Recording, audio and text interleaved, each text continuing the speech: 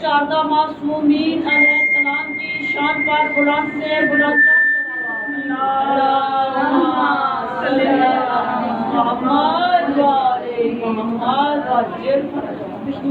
زمانہ اسلام کے امام زمانہ بلند تر صلوات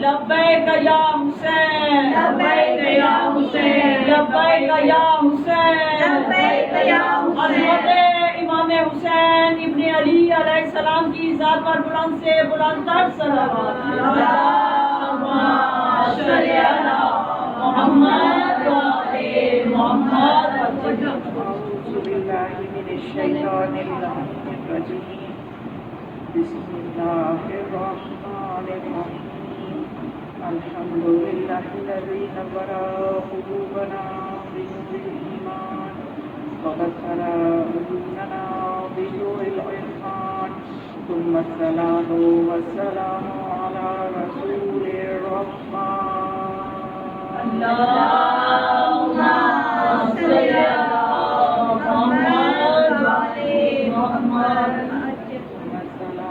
والسلام على قاضي دينه ومنفذ أحكامه ومرفد الإيمان اللهم صل على محمد وآل محمد وعجل فرجهم ثم الصلاة والسلام على باقي الأئمة الذين هم أمناء الرحمن بالخصوص على سيدنا ومولانا صاحب العصر والزمان اللهم صل على محمد وآل محمد وعجل فرجهم ولعنة دائمة على أعدائهم أجمعين من يومنا هذا إلى يوم الدين بسم الله الرحمن الرحيم قل اللهم مالك الملك تؤتي الملك من تشاء تنزع الملك ممن تشاء تعز من تشاء وتذل من تشاء بيدك الخير إنك على كل شيء قدير اللهم صل على محمد وآل محمد وعجل فرجهم کل اسی آیہ مجیدہ کے حوالے سے کچھ نکات آپ کی سماعتوں کے لیے ہدیہ کیے تھے. آج بھی انشاءاللہ اسی آیہ مجیدہ کی روشنی میں کچھ مزید نکات آپ کی سماعتوں کے لیے ہدیہ کروں گی. اس سے قبل میں تھوڑا سا اس عزاداری کے حوالے سے بیداری دینے کے لیے ایک روایت امام باقر علیہ السلام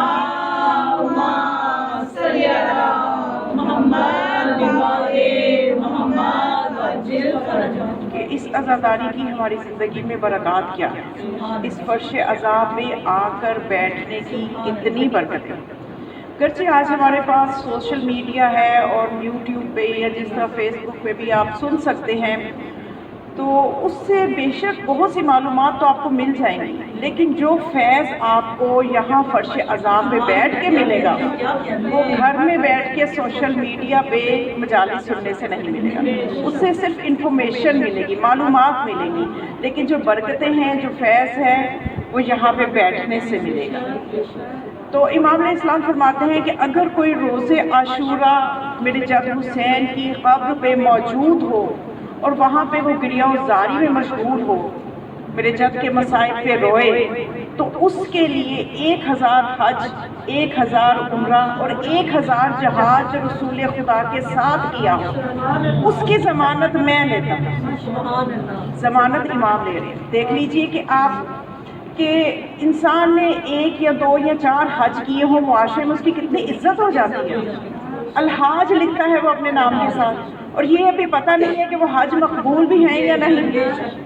اور یہ وہ 1000 حج کے جن کی ضمانت امام لے رہے ہیں، یہ وہ 1000 عمرہ جس کی ضمانت امام لے رہے ہیں. تو دیکھیے اس عزادار کا کیا مقام ہے جس غم میں روتا ہے، کہ جس کو 1000 حج، 1000 عمرہ، 1000 جہاد کا ثواب اور ضمانت امام لے رہے ہیں. تو راوی حیران ہوا، اس نے تعجب کیا. اس نے کہا کہ جبنا رسول اللہ، یہ تو اس شخص کے لیے ثواب ہے نا جو آپ کے جد کی قبر پہ ہو اور جو دور دراز کے علاقوں میں رہتے ہیں، وہ یہ ثواب کو کیسے حاصل کریں؟ تو امام نے فرمایا کہ اگر وہ صحراؤں میں چلے جائیں، روزے عاشور صحرا میں نکل جائیں، میدان میں چلے جائیں، نہیں جا سکتے اپنے گھر کی چھت پہ چلے جائیں، گھر کی چھت پہ چلے جائیں اور وہاں جا کے روزہ اقدس کی طرف اشارہ کر کے مختصر سی زیارت پڑھ لیں، سلام بھیج دیں اور گریہ‌وزاری کریں، مرثیہ پڑھیں، روئیں، تو ان کے لیے بھی اسی اجر و ثواب کی میں ضمانت ہوں۔ اتنا آسان ہے ہمارے لیے جنت کو کمانا، مشکل نہیں ہے، صرف ہمیں یقین و معرفت اور بصیرت ہو۔ جتنی کسی کی معرفت ہوتی ہے اتنا ہی وہ اجر لیتا ہے، اور آخرت میں جو جزا و سزا ہے وہ معرفت کی بنا پہ ہے۔ دیکھیں میں آپ کو مثال دیتی ہوں کہ سورہ الحمد ہے، اس میں اسم اعظم ہے۔ ایک بندہ ہے، اسے پتہ ہے کہ اس میں اسم اعظم ہے، اور یہ جو میں سورہ کی تلاوت کر رہا ہوں میں اسم اعظم کی برکتوں کو بھی لے رہا ہوں۔ ایک دوسرا بندہ وہ بھی تلاوت کر رہا ہے، اسے نہیں پتا کہ اس میں اسم اعظم بھی ہے، وہ معمول کے مطابق ویسے ہی تلاوت کر رہا ہے، تو ان دونوں کے اجر میں فرق ہوگا۔ یہ ہے وہ چیز جو انسان کو کمال دے۔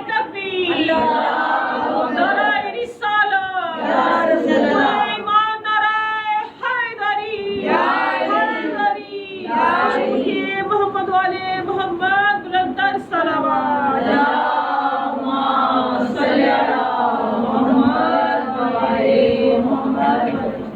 تو مومنات، یہ اجر و ثواب آپ نے سنا، اپنی اپنی معرفت کے اعتبار سے ہر کوئی قبول کرے گا۔ اور یہ آل محمد، یہ تو وہ در ہے ان کا کہ ان کو آزمایا نہیں جاتا، ان کے اوپر یقین کیا جاتا ہے، یقین کر کے ان سے توسل کرے۔ تو وہ راوی جو تھا وہ حیران ہوا کہ مولا یہ پھر بھی یہ عمل بجا لانے کا، کہ کریا کرنے کا اتنا اجر و ثواب، وہ حیران ہوا۔ تو وہی حیرت ممکن ہے ہم میں سے بھی کسی کو اندر اندر سے ہو رہی ہو لیکن ہم اظہار نہ کر رہے ہوں۔ تو امام نے اس کی حیرت کو دیکھتے ہوئے فرمایا کہ دیکھو، نہ صرف یہ اجر و ثواب کہ جس کی میں ضمانت لے رہا ہوں، بلکہ اب تک جتنے انبیاء، مرسلین، اوصیاء، انہوں نے اللہ کے دین کو پہنچانے کے لیے جتنی تکلیفیں اٹھائی ہیں، ان تکلیفوں میں ان کو جتنا ثواب ملا ہے وہ سارا ثواب بھی ان کو ملے گا۔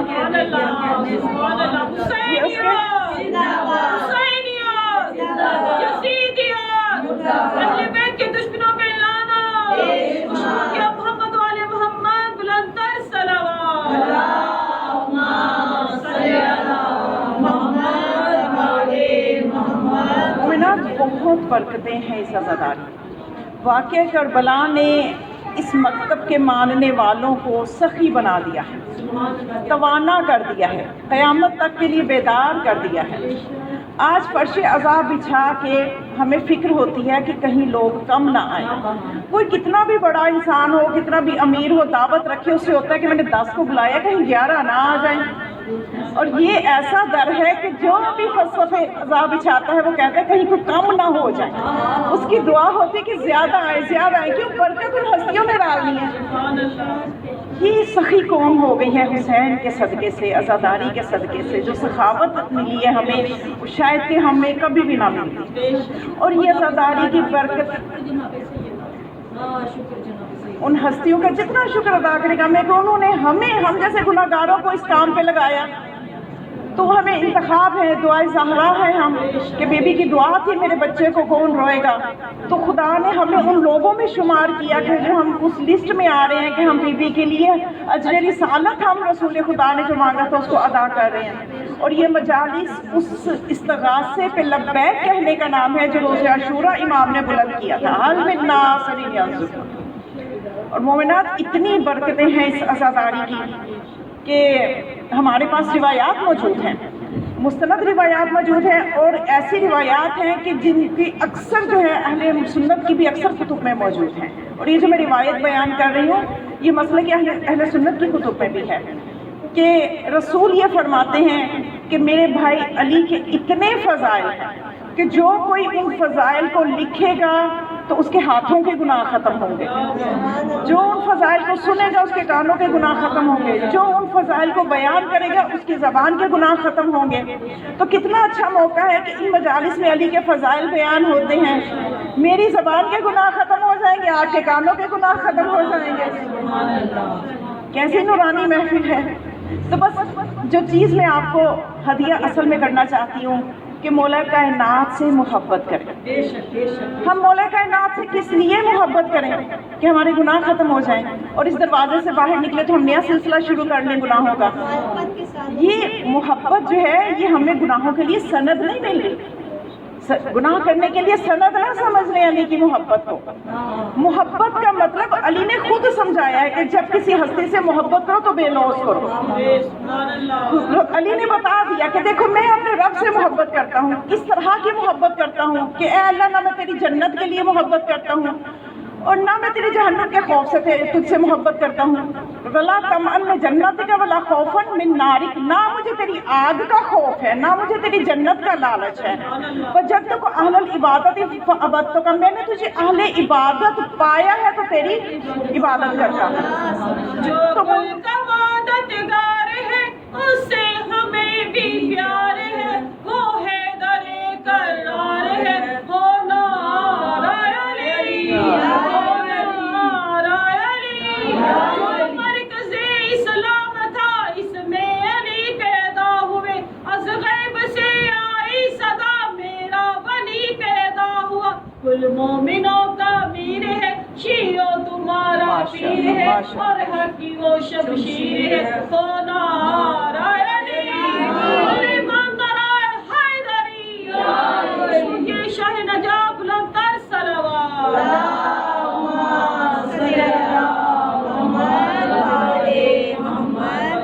تو امام جو ہوتا ہے نا، امام کا غرض خلقت وہ یہ نہیں ہوتا کہ ہم اس امام کو ہر وقت مشکلوں میں ہی بس بلائیں. توجہ ہے، یعنی ہم مولا سے محبت کرتے ہیں. آج تھوڑا سا اس مفہوم کو میں کھولنا چاہتی ہوں کہ وہ محبت کس لیول کی ہونی چاہیے. وہ لیول ہمیں مولا کائنات نے خود سمجھا دیا کہ دیکھو میں اگر خدا سے محبت کرتا ہوں تو کس لیول کی کس طرح کی محبت کرتا ہوں. تو آپ اگر مجھ سے محبت کا دعویٰ کرتے ہو تو اسی لیول پہ کرو. یعنی علی سے محبت اس لیے کرو، علی کے لیے علی سے محبت کرو. اس لیے نہ کرو کہ ہماری مشکلیں آسان ہو جائیں گی، اور اگر مشکلیں آسان نہ ہو تو علی سے محبت نہ کرو گے. آج اگر ہم ناد علی پڑھیں اور مشکل نہ ٹلے تو کیا ہم علی پہ یقین کو کم کر دیں گے؟ ہمیں ضرورت ہے اس وقت مولا کائنات کو خود بھی سمجھنے کی تاکہ ہم علی کی شخصیت دوسروں کو بھی سمجھائیں. تو مولا کائنات سے محبت مولا کائنات کے لیے کرو. یہ اصل چیز ہے جو ہمیں، کیونکہ امام کی غرض خلقت یہ نہیں ہوتی کہ ہماری مشکلات دور کرنے کے لیے امام کو خلق کیا گیا ہے. آئمہ کو ہماری مشکلات کو خلق، وہ اللہ نے آئمہ کو بہت ہی اعلیٰ مقاصد کے لیے خلق کیا. وہ مقاصد ہماری سمجھ میں بھی نہیں آئیں گے. امام کا غرض خلقت ہدایت، یہ امام کا غرض خلقت ہے. جب سلسلہ نبوت ختم ہوا تھا تو سلسلہ ہدایت شروع ہوا. تو ہدایت کا یہ مطلب نہیں ہے کہ ہمیں جو بھی مسئلہ ہے تو وہ امام آئیں اور ہمیں آ کے تو اس مسئلے کا حل بتائیں. ہدایت کے لیے ہمیں اپنی ان کے صدقے سے تربیت نفس کرنا ہے. جب تربیت نفس ہوگی تو ان کی طرف سے رحمت کے دروازے کھلیں گے اور ہدایت ہو جائے گی. بہرحال امام کا غرض خلقت جو ہے وہ بہت اعلیٰ مقاصد کے لیے ہوتا ہے. ہماری محبت ہمارے آئمہ کے لیے اپنی غرض کے لیے نہیں ہونی چاہیے. ہمیں ان سے محبت ان کی ذات کی کشش کی وجہ سے ہونی چاہیے. حارث ہمدانی کا واقعہ کہ ایک دن تپتی دوپہر میں مولا کائنات کو ملنے گئے ہیں. شدید گرمی، صحرائی علاقہ، عرب کا علاقہ، آپ کو پتہ ہے کتنا گرم ہے، اور عین دوپہر کے وقت، اور یہ ایک ہی جگہ پہ ایک ہی علاقے میں رہتے ہیں. ممکن ہے فجر کی نماز کے وقت علی کو دیکھا ہوگا، ایسا نہیں ہے کہ دیکھا نہیں ہے. ہم نے تو اپنے امام کو دیکھا ہی نہیں ہے نا، اپنے وقت کے علی کو. تو ہمارے اندر تو کوئی اتنی بےتابی نہیں ہے. ہم اتنی عمر ہماری ہوگی ابھی تک ہم نے نہیں دیکھا تو ہمیں کوئی اتنی بےتابی بھی نہیں ہے. لیکن یہ محبت سمجھیے کہ حارث ہمدانی، ابھی ملاقات ہوئی ہے ہوگی یقیناً مولا سے مسجد میں، لیکن دوپہر کو پھر چلے گئے. دروازہ کھٹکھٹایا، مولا تشریف لائے، دروازہ کھلا تو پوچھا کہ حارث اس گرمی میں تم کیسے آئے ہو؟ سلام دعا کے بعد حارث نے کہا کہ مولا میں آپ کے پاس جو آیا ہوں میری کوئی غرض نہیں ہے، میں کسی غرض، میرا کوئی مقصد نہیں ہے، میری کوئی حاجت نہیں ہے جس کے لیے میں آیا ہوں. یہ آپ کی محبت کی کشش ہے جو مجھے کھینچ لائی. یہ آپ کی محبت ہے کہ میں آپ سے ملنے آیا ہوں. تو مولا نے बुलंद तर सलावत। अल्लाहुम्मा सल्ली अला मोहम्मद व आले मोहम्मद। हमें अपने अली के लिए, अपने ज़माने के अली के लिए वो कशिश क्यों नहीं? हमने तो एक दफ़ा भी नहीं देखा। तो अब ये हारिस जब मुलाकात हुई मौला से, तो मौला ने उससे फिर ये फरमाया कि ए हारिस, कि वाक़ईअन अगर तुम सिर्फ इसलिए आए हो कि मेरी मोहब्बत तुम्हें खींच लाई है, मेरी मोहब्बत की कशिश की वजह से तुम आए हो और तुम्हें कोई गर्ज नहीं है, तो हारिस याद रखो कि मैं 3 जगह पे तुम्हारे काम आऊँगा। 3 जगह पे हालत इंतजार के वक्त मैं तुम्हारे पास होऊंगा, और पुल सिरात पे तुम्हारे पास होगा, और हौज़े कौसर में तुम्हें सैराब करूंगा। और फिर मौला ने एक और मौके पे हारिस हमदानी से फरमाया, ए हारिस, जब भी कोई दुनिया से जाने लगता है, जब भी कोई इंसान दुनिया से जाने लगता है, तो मेरी ज़ियारत उसे ज़रूर होती है। जो मोमिन होता है मुझे देख के खुश होता है, जो मुनाफिक होता है वो परेशान हो जाता है। तो ये मौला की अज़मत, मौला की मुकाम अज़मत को समझते हुए मोहब्बत कीजिए कि मौला का क्या सिर्फ ये मुकामी अज़मत है कि हमें कोई परेशानी है तो हमने नादिली का वजीफ़ा रखा तो अली हमारी परेशानी दूर कर देंगे? वो तो वो कर देंगे, परेशानियां भी दूर करेंगे, मुश्किल कुशा हैं, उन्होंने तो दुश्मनों तक को मायूस नहीं किया। तो हम तो फिर दावा करते हैं उनके चाहने वाले होने का, उनके मुहिब होने का दावा करते हैं। वो तो बहुत करीम हस्तियां हैं, वो तो करम करेंगी ही, लेकिन हमें भी तो कुछ करना चाहिए ना। मौला कायनात की जिंदगी ऐसी है कि आज हम फख्र करते हैं कि अली हमारा मौला है, क्योंकि हमें अपने मौला की जिंदगी में तरके औला भी नजर नहीं आता। तो क्या अली का दिल नहीं चाहता मेरे चाहने वाले भी ऐसे हो कि मैं भी फख्र करूं कि ये मेरे चाहने वाले हैं, कि जहाँ पे भी कोई अली का चाहने वाला रहता है तो सब गवाही देते हैं कि ये सबसे अच्छा है, ये सबसे नफीस इंसान है, ये कभी झूठ नहीं बोलता, ये कभी गीबत नहीं करती, ये कभी बेहिजाब नहीं होती। क्यों? इसलिए कि ये कहती है अली मेरा मौला है। तो हमें भी चाहिए कि हम भी काबिल फख्र बने। तो बस इस दुनिया ने इन हस्तियों को ना पहचाना, ना इनकी अजमत के लिए जुस्तजू की, ना कोशिश की, ना अपनों ने पहचाना ना दूसरों ने पहचाना। और खुदा ने भी अपना ऐसा खुदाई इंतज़ाम अली की शान के लिए रखा, क्योंकि जब से मैंने तो जो गौर किया ना तारीख पे, कि जब से मौला दुनिया में तशरीफ लाए 2 ग्रोह बन गए, एक अली के जिक्र को दबाने वाला, एक अली के जिक्र को फैलाने वाला। जो अली के जिक्र को दबाने वाला था वह उसका सरबराह तागूत रहा हर जमाने में। तागूत ऐसी कुव्वत जो खुदा के मुकाबले में सर उठाए, चाहे वो दीन के लबादे में हो, चाहे वो सियासत के लबादे में हो, चाहे वो इस्लाम के लबादे में हो। हर वो कुव्वत जो अल्लाह के खिलाफ, अल्लाह के मुकाबले में आए, वो तागूत है। और जो ही मौला दुनिया में तशरीफ लाए, मौला के लिए हसद ऐसा और बुग़्ज़ ऐसा शैतान ने लोगों के दिलों में भर दी, और लोगों ने कबूल किया उस बुग़्ज़ को, उस हसद को, कि जिसकी वजह से एक गिरोह जो कि अली के फ़ज़ाइल को दबाता आया, आज तक देख लीजिए, एक गिरोह जो फ़ज़ाइल को फैलाता आया। ये खुदाई इंतज़ाम है मौला कायनात के लिए। अल्लाह ने इंतज़ाम ऐसा कर दिया, कुरान में ऐसी आयतें अल्लाह ने अली की शान में नाज़िल कर दी, अपने नबी की ज़बान से ऐसी अहादीस जारी करवा दी कि जो कोई अली से मोहब्बत नहीं भी करता था, अली के फ़ज़ाइल फिर भी बयान करता था। एक शख्स था, मौला कायनात के फ़ज़ाइल लिख रहा था, तो किसी ने पूछा क्या तुम शिया हो गए हो? कहते मैं शिया नहीं हुआ, बस मैंने मुस्तनद हदीस पढ़ी है कि रसूल ने फरमाया जिस किताबत पे अली के फ़ज़ाइल जो लिखेगा, जब तक वो किताबत महफूज रहेगी उसके लिए उसकी नेकियां बढ़ती रहेंगी, उसके गुनाह मिटते रहेंगे। खुदाई इंतज़ाम देखिए, आज दुनिया अली से भागना चाहती है। मुझे अफसोस है इंसानी अक्ल पे कि क्या तुम्हारी अक्लें अंधी हो चुकी हैं, क्या जहालत के तय दर तय पर्दे तुम्हारी अक्लों पे पड़े हुए हैं। अली से मोहब्बत क्यों नहीं करते, मौला से क्यों मोहब्बत नहीं करते? वो तो इतनी अजीम हस्ती है कि उससे मोहब्बत की जानी चाहिए, इतनी अजमतों की मालिक है। लेकिन अफसोस है फिर भी इस दुनिया पे, और साथ में आपको खुदाई इंतज़ाम भी बताऊंगी कि दुनिया पे अफसोस इस बात का है कि आज काबे के चक्कर काट के समझ लीजिए हम मुवाहिद बन गए हैं, हम अल्लाह के बड़े करीब चले गए हैं। ذرا غور کریں تو یہ چکر کہیں ان کے زندگی کے چکر ہی نہ ہو. جب تک خدا نے بھی پھر کیا کیا کہ واضح کر دیا کہ جب تک مولود کعبہ سے محبت نہیں ہوگی تو کعبہ کے چکر تمہارے زندگی کے چکر بنیں گے. اور اپنے رسول کی زبان سے جو بغیر وحی کے کلام ہی نہیں کرتا، جس کی زبان کی صداقت کی تصدیق خود قرآن میں موجود ہے، وما ینطق عن الہویٰ، جو اپنی مرضی سے کلام کرتا ہی نہیں ہے، اس نبی کی زبان سے جاری کر دیا کہ جس کعبہ سے محبت کر کے تم موحد بننا چاہتے ہو تو یاد رکھو یا علی انت مثل کعبہ، اے علی تو کعبہ کی مثل ہے، اے علی تو کعبہ کی مثل ہے. کی ذات پر بلند تر صلوات.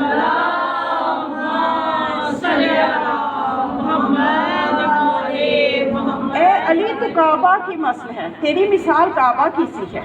ابھی اپنی اپنی معرفت سے سوچئے کہ کیسے کعبہ اور علی میں کیا چیزیں جو ہیں وہ کامن ہیں، کیا چیزیں جو ہیں وہ متشابہ ہیں، کیا چیزیں جو ہیں وہ ملتی ہیں کہ رسول تشریح دے رہے ہیں کہ دیکھیے اپنے حج جیسی واجب عبادت کو پورا کرنے کے لیے ہر کسی کو کعبے کے پاس آنا پڑتا ہے.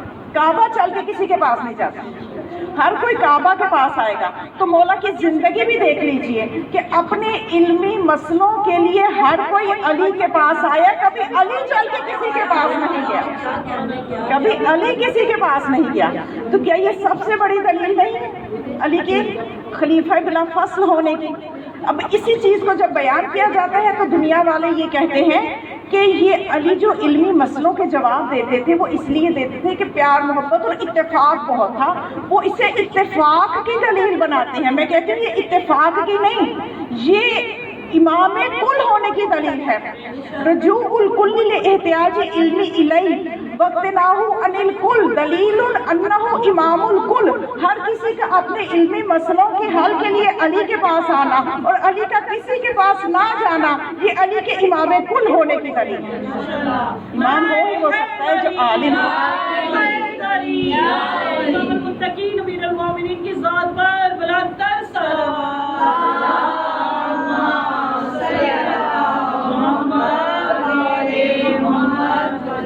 تو موحد بن نہیں سکتے جب تک علی سے محبت نہیں کرو گے. کعبے کے چکر لگانے سے موحد نہیں بن جاؤ گے.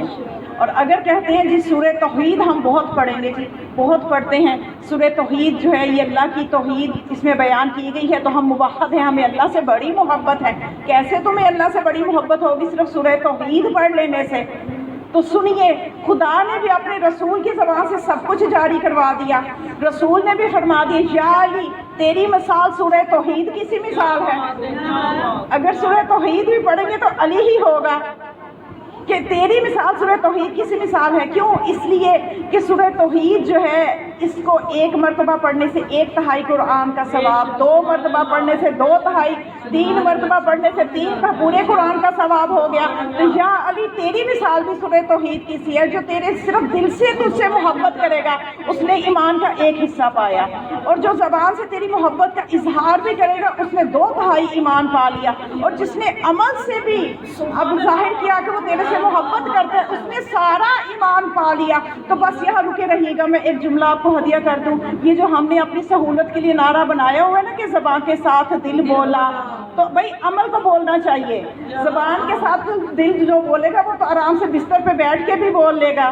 تو یہ ایمان کا مکمل نعرہ نہیں ہے. اگر آپ یہ کہیں نا کہ دل کے ساتھ عمل بولا، علی مولا علی مولا، یہ نعرہ آپ جاری کروائیے. زبان کے ساتھ دل بولا علی مولا علی مولا، زبان کے ساتھ عمل بولا علی مولا علی مولا، زبان کے ساتھ عمل بولا علی مولا علی مولا، میرا حاجت روا مولا علی مولا علی مولا، میرا مشکل کشا مولا علی مولا علی مولا. مادر زہرا پر بلند تر صلوات.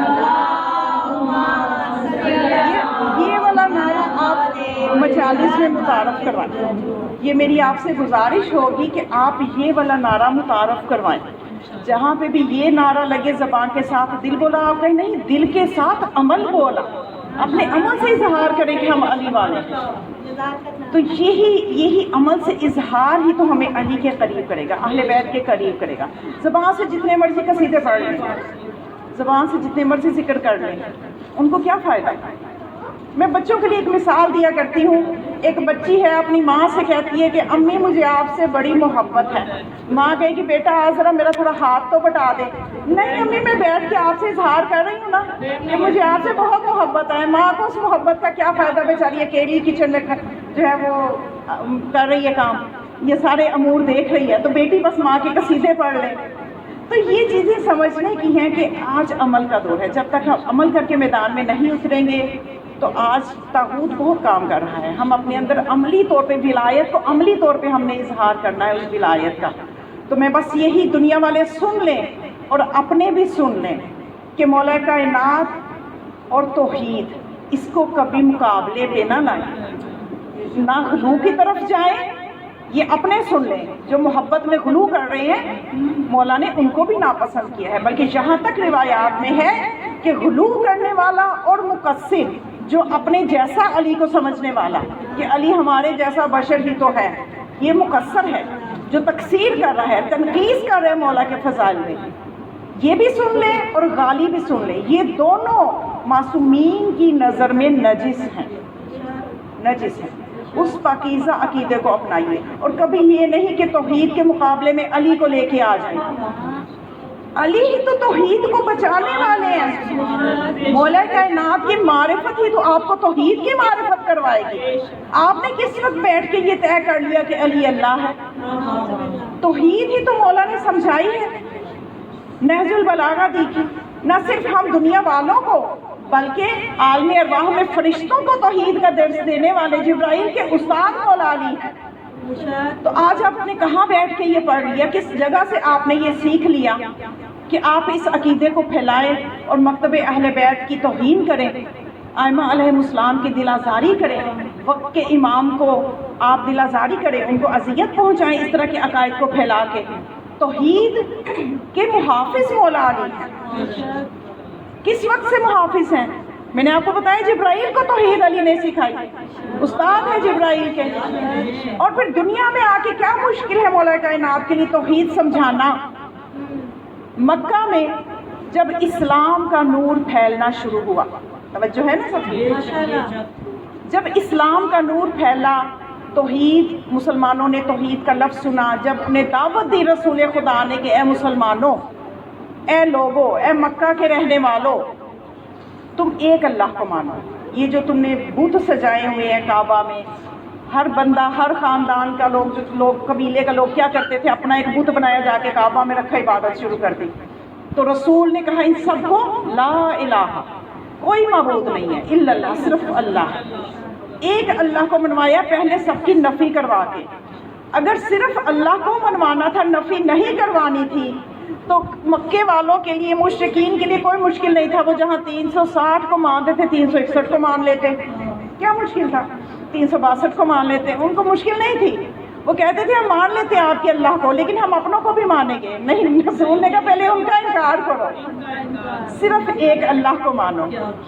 اب یہ کان میں جب یہودی تھا، مکہ کے اطراف میں رہتا تھا، اس کے کان میں جب یہ توحید کی آواز گئی کہ اسلام آ گیا ہے اور ان کا نبی یہ دعوت دے رہا ہے اور لوگ مسلمان ہونا شروع ہو گئے ہیں، تو اس یہودی عالم نے، بہت عمر رسیدہ تھا اور بہت بڑا عالم تھا، بہت ذہین تھا، بہت چالاک تھا. اس نے کہا یہ مسلمان جو ہیں یہ رسول کے اخلاق سے متاثر ہو کے مسلمان ہوئے، ابھی انہیں توحید کا کچھ پتہ نہیں ہے، ابھی یہ توحید کو نہیں جانتے، توحید ان کے ذہنوں میں نہیں آئی، ابھی ان کے ذہنوں میں توحید جیسا جو ہے موضوع ابھی گرفت نہیں پکڑ سکا. تو میں مکے جاتا ہوں اور جا کے ان لوگوں کے سامنے ان کے خدا کے بارے میں ایسے علمی سوال کروں گا، انہیں شک میں ڈالاؤں گا، اور اسلام کا نور پھیلنے سے پہلے ہی بجھ جائے گا، اور یہودیت جو ہے اس کی عزت میں کمی نہیں آئے گی. یہودی مذہب جو ہے یہ سر بلند رہے گا.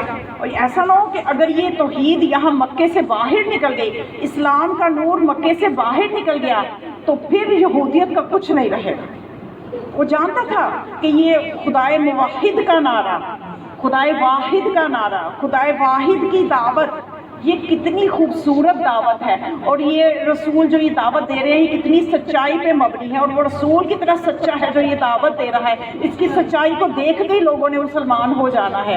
تو میں پہلے اس نور کو جا کے بجھا آتا ہوں. وہ اس نیت سے مکے آیا، اور مکے آ کے اس نے مسلمانوں کو اکٹھا کیا. اور کہنے لگا کہ اے مسلمانوں، ابھی وہ مسلمان کیا ہیں؟ نو مسلم ہے، ابھی تو نیا نیا اسلام لائے ہیں، نو مسلم ہے. تو کہنے لگا اے مسلمانوں، اکٹھا کر کے انہیں، کہ یہ جس خدا پہ تم ایمان لائے ہو، مجھے ذرا بتاؤ کہ تمہارے اس خدا سے پہلے کیا تھا. یعنی جو بھی وجود رکھتا ہے اس سے پہلے کوئی وجود ہوتا ہے جس کی وجہ سے وہ چیز وجود میں آتی ہے. مثلا یہ عمارت ہے، توجہ ہے نا، یہ عمارت ہے، اس کے وجود میں آنے سے پہلے کچھ میٹیریل تھا، اینٹیں تھی، سیمنٹ تھا، ریت تھی، پھر یہ عمارت وجود میں آئی. ہر وجود سے پہلے کوئی وجود ہوتا ہے تو وہ وجود میں آتا ہے. تو بتاؤ تمہارے خدا سے پہلے کیا وجود تھا کہ تمہارا خدا کا وجود ہے. مسلمان خاموش، یہ کیسے سوال کر رہے ہیں، یہ کس طرح کا سوال کر رہے ہیں، ایک دوسرے کا منہ دیکھ رہے ہیں جواب کیا دیں. اور وہ بڑا خوش کہ مجھے فتح ہو گئی کہ اب یہ مسلمان جو ہیں اسلام ان کے دلوں سے ابھی نکل جائے گا. اس کے بعد کہتے ہیں نہیں آتا نا جواب، چلو میرے دوسرے سوال کا جواب دو کہ اگر تمہارا خدا ہے تو وہ اس کا رخ کس سمت ہے، وہ کس سمت میں ہے. یعنی ہر چیز کا کوئی نہ کوئی سمت، کوئی ڈائریکشن ہوتی ہے. مثلا جیسے میں آپ کی طرف رخ کیے ہوں، آپ کا رخ میری طرف ہے، تو آپ کے خدا کا رخ کس طرف ہے. وہ پریشان کہ ابھی تو واقعی وہ اخلاق ہی دیکھ کے اسلام لائے تھے، ابھی انہیں دلائل نہیں پتہ تھے توحید کے. رسول کو سچا دیکھا، دشمن تک تو کہتے تھے صادق اور امین ہے، تو جب دیکھا اتنا سچا بندہ کہہ رہا ہے کہ کوئی معبود نہیں ہے، صرف وہ ہے تو ہوگا، وہ اسی طرح. اور اخلاق دیکھا آپ کا، ابھی ان کے اندر دلائل ان کو نہیں آتے تھے. یہودی خوش ہو گیا. اس کے بعد اس نے تیسرا سوال کر دیا کہ اے مسلمانوں، مجھے تم یہ بتاؤ کہ اگر تمہارا خدا ہے تو مجھے یہ بتاؤ کہ تمہارا خدا اس وقت کیا کر رہا ہے. جس کو تم معبود مانتے تمہیں یہی نہیں پتا وہ کیا کر رہا ہے. سب مسلمان پریشان کہ اتنے میں ایک 11 سال کا بچہ مجمع کو چیرتا ہوا آگے آیا. آگے کہتا ہے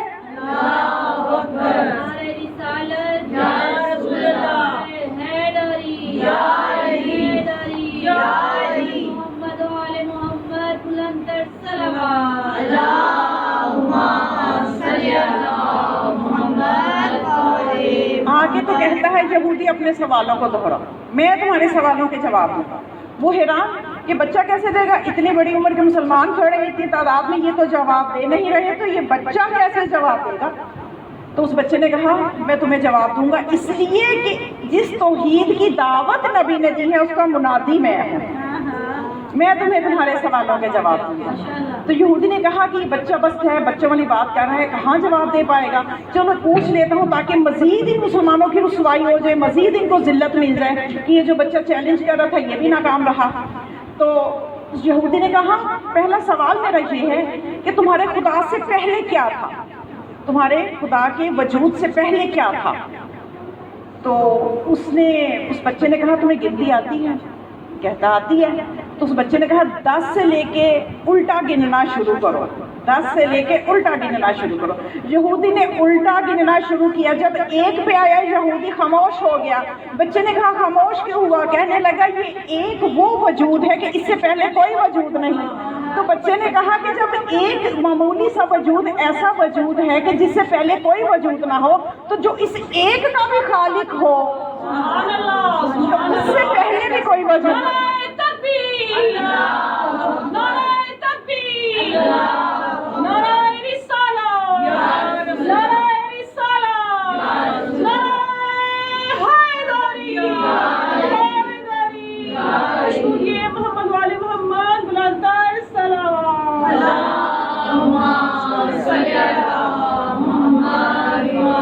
اب دوسرا سوال یہودی نے دہرایا، پریشان ہو گیا کہ اس بچے کو میں بچہ سمجھتا تھا. اب دوسرا سوال اس نے دہرایا کہ تمہارے رب کی سمت کدھر ہے، کس سمت میں ہے. تو بچہ ایک شمع گھر سے لایا، اس کو روشن کیا اور پوچھا بتاؤ اس شمع کی سمت کدھر ہے. کہنے لگا یہ اس کی سمت طے کرنا ممکن نہیں، اس کا رخ معین کرنا ممکن نہیں. تو بچے نے کہا کہ جب اتنی سی شمع کا رخ جو روشنی معمولی سی ہے اس کا رخ معین کرنا ممکن نہیں، تو جو میرا رب نور السماوات والارض ہے اس کا رخ کیسے معین کر سکتا. اللہم صلی علی محمد اب چاروں ناچار شرمندہ ہوتے ہوتے اس نے تیسرا سوال بھی دہرایا، جو اتنا بڑا عالم تھا اور اپنے علم پہ غرور کرتا ہوا مکے آیا تھا۔ اب اس نے تیسرا سوال یہ پوچھا کہ بتاؤ تمہارا خدا اس وقت کیا کر رہا ہے؟ تو اس بچے نے کہا کہ میرا خدا اس وقت ایک 11 سالہ بچے سے ایک عمر رسیدہ یہودی کو ذلیل کروا رہا ہے۔ اور وہ بچہ کون ہے؟ وہ باب مدینۃ العلم مولا کائنات ہے، جنہوں نے عالم بچپنا میں اس طرح سے توحید کی حفاظت کی ہے۔ تو توحید سمجھ آئے گی ہی مولا کائنات کے در سے۔ تو یہ وہ عظمت ہے، یہ مقام ہے جو دنیا والوں کو سمجھنا چاہیے۔ نہیں سمجھیں گے تو مولا کی بلندی میں کمی نہیں آئے گی، مولا کی عظمت میں کمی نہیں آئے گی۔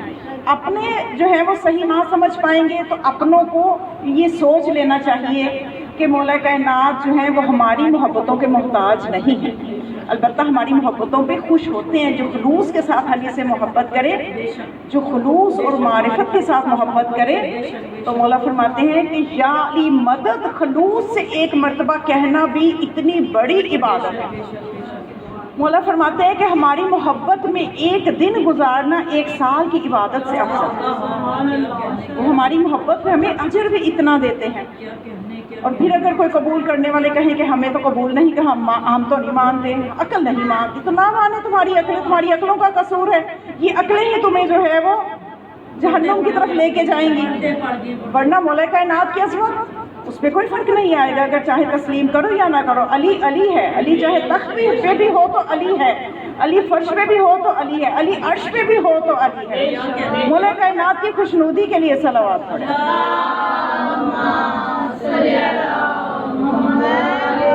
یہ فرش عزا پہ بہتے ہوئے آنسو، یہ فرش عزا میں بہتے ہوئے آنسو فردوس کے باغوں میں سجا دیتی ہیں زہرا، شہزادی انہیں زمین پر گرنے نہیں دیتی، بچ جائیں تو کوثر میں ملا دیتی ہیں زہرا۔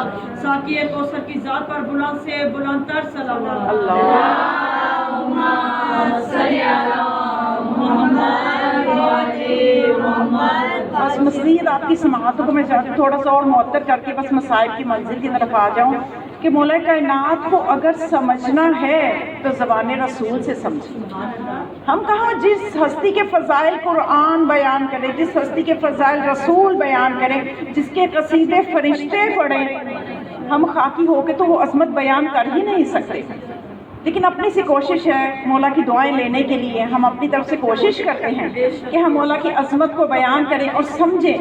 مولا کائنات کی جو ازل سے آپ دیکھیں کہ 2 گروہ میں نے بتایا نا چل رہے ہیں، تو جو طاغوت ہے وہ کوشش کرتا رہا کہ مولا کے فضائل کو دبائے، اور خدا یہ ہمیشہ سے یہ خدا کی حکمت رہی ہے کہ علی کے فضائل کو ہر جگہ پہنچائے، ہر گھر میں پہنچائے، اور اپنے رسول کی زبان سے ایسے فضائل مولا کائنات کے جاری کروائے کہ رسول نے فرمایا کہ فضل العلی، کہ مولا علی کی فضیلت جو ہے وہ امت پر ایسی ہے، فضل العلی علی الامتی کا فضل، کہ جس طرح سے کا فضل جبرائیل علی الملائکہ، کہ جیسے جبرائیل کی ملائکہ پہ فضیلت ہے، جبرائیل ملائکہ کے سردار ہیں، تو مولا کائنات کی علی کی فضیلت اس طرح سے مخلوق پر ہے کہ تمام مخلوق کے سردار علی ہیں۔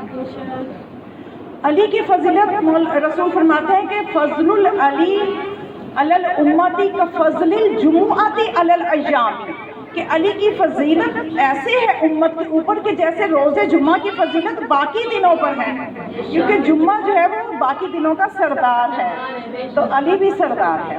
فضل العلی علی الامتی کا فضل شہر رمضان علی الشہور، کہ مولا کائنات کی علی کی فضیلت میری امت پر ایسے ہے کہ جیسے ماہ رمضان کی فضیلت باقی مہینوں پر ہے۔ ماہ رمضان کو انزل فیہ القرآن، کہ جس میں قرآن کو نازل کیا گیا، اور علی وہ کہ علی مع القرآن والقرآن مع علی، کہ علی قرآن کے ساتھ ہے۔ شہودی مولا متقیان علیہ السلام بلندر صلوات۔ اللہم صلی علی محمد وعلی محمد۔ پھر آپ نے مزید فرمایا کہ فضل العلی علی الامتی کا فضل اللیلۃ القدر علی اللیالی، کہ جتنی لیلۃ القدر کی باقی راتوں پہ فضیلت ہے اتنی علی کی فضیلت جو ہے وہ امت کے اوپر. کہاں امت اور کہاں علی. تو بس مومنات، مولا کائنات کی یہ فضائل، یہ فیوز، یہ برکتیں جو کہ امت اگر سمجھ لیتی تو کربلا میں آل علی پہ وہ ظلم نہ ہوتا. یزید نے کربلا میں آل علی پہ ظلم کرنے کے بعد جب یہ اعلان کیا نا کہ آؤ اور آ کے بدر کا بدلہ لے لو، آؤ اور آ کے صفین کا بدلہ لے لو، احد کا بدلہ لے لو، اس نے یہ ثابت کر دیا یزید نے کہ وہ مسلمان نہیں ہے، کیونکہ اس کے جو کفار اور مشرک آباء و اجداد تھے جن کو علی نے قتل کیا تھا، آج اپنے ان آباء و اجداد کو یاد کر کے اس نے بتا دیا کہ یہ یزید جو ہے یہ اسلام کے لبادے میں کافر ہے، بے شک ایسا ہی ہے. یہ مسلمان نہیں ہے. مسلمانوں کا خلیفہ ہونا تو دور کی بات. مومنات، آل رسول کے گھر کی 3 بیٹیاں ہیں، تینوں اپنے بابا کی بہت لاڈلی بیٹی، تینوں کو امت نے رلایا، تینوں بیٹیوں کو امت نے رلایا. ہر بیٹی کے مصائب آپ دیکھیں. جناب سیدہ کے بارے میں بی بی خدیجہ جس کے اتنے احسانات تھے اس امت پہ، ان احسانوں کا بدلہ اس امت نے کیسے دیا کہ بی بی وصیت کر کے گئی تھی کہ میری ایک ہی بیٹی ہے، اس کو رونے نہ دینا، اور وہی بیٹی ہے جو صبح کو بھی روتی ہے شام کو بھی روتی ہے. اتنا روتی ہے کہ مدینے والوں نے بیت الحسن میں جا کے بی بی کو رہنا پڑا. بی بی بیت الحسن میں چلی گئی، گھر میں بیٹھ کے رو نہیں سکتی. اتنا رلایا اس امت نے کہ بی بی نے ابھی 7 روز گزرے ہیں بابا کی دنیا سے گئے تو بی بی بابا کی قبر پہ جاتی ہیں اور رو کے مرثیہ پڑھتی ہیں. صبت علی المصائب ولو ان صبت علی الایام سرنا لیالیا، کہ بابا جان اتنی مصیبتیں پڑی. میں کہوں گی یا جناب زہرا، میں قربان جاؤں آپ کی عظمت پہ. میں دست بستہ ہاتھ جوڑ کے بس یہ ایک جملہ کہوں کہ بی بی ابھی 7 دن گزرے، آپ دربار میں گئی اور آپ نے حجاب بھی کیا ہوا تھا، کنیزوں کے جھرمٹ میں تھی، اور آپ کی خطاب کا موقع بھی دیا گیا اور آپ کے لیے پردے کا انتظام بھی موجود تھا. آئیے دیکھیے آپ کی بیٹی زینب کس طرح سے دربار میں. بی بی آپ کی بیٹی رسن بستہ پتھروں کی بارش سے گزر کے شرابی کے دربار میں کھڑی ہے اور خطبے دے رہی ہے. میں کہتی ہوں یہ زینب بنت علی اہل بیت کے گھر کی دوسری وہ بیٹی ہے کہ جس میں امت نے اتنی مصیبتیں ڈھائیں، اتنے مظالم ڈھائے کہ یہ بی بی ام المصائب کہلائی. یہ امت نے اجر دیا. یہ علی کی لاڈلی بیٹی زینب. ہر بیٹی اپنے بابا کی لاڈلی ہے. جناب زہرا اپنے بابا کی لاڈلی تھی. جناب زینب سے علی کو اتنا پیار تھا کہ اسی زینب کے ساتھ جب کوفہ میں پہلی مرتبہ آئے کس طرح سے مولا نے اہتمام کروایا پردے کا. آج وہی بیٹی دربار میں کھڑی. میں کہتی ہوں مومنات، ایک مرتبہ مولا حسین کے حرم میں مجلس ہو رہی تھی اور ذاکر مصائب پڑھ رہا تھا. نیچے ایک آیت اللہ رو رہے تھے، مصائب سن رہے تھے. بس رونا جو آتا ہے وہ اپنی اپنی محبت، اپنی معرفت کے ساتھ آتا ہے. مومنات، جب اس ذاکر نے خطیب نے ایک جملہ کہا کہ زینب دربار میں گئی، اس آیت اللہ نے کہا رک جاؤ، ابھی اس ایک جملے پہ رونے کا حق ادا کرنے دو کہ زینب اور دربار کن کن مصیبتوں پہ بی بی نے خطبے دیے، دین کی حفاظت کی. مومنات، جو اہل بیت کے گھر کی تیسری بچی بڑی کم سن ہے، وہ اتنی کم سن ہے. اب میں جناب زینب کے آگے ہاتھ باندھ کے یہ کہوں کہ بی بی جب آپ کے بابا دنیا سے رخصت ہوئے تھے آپ کو تسلیاں دی گئی تھی، آپ کو حوصلہ دیا گیا تھا. یہ معصومہ جس کا سن صرف 4 سال کا ہے، جو کچھ نہیں مانگتی، صرف اپنے بابا کا سینہ مانگتی ہے، کیونکہ یہ بچی اپنے بابا کو اس کے سینے پہ سونے کی عادی ہے.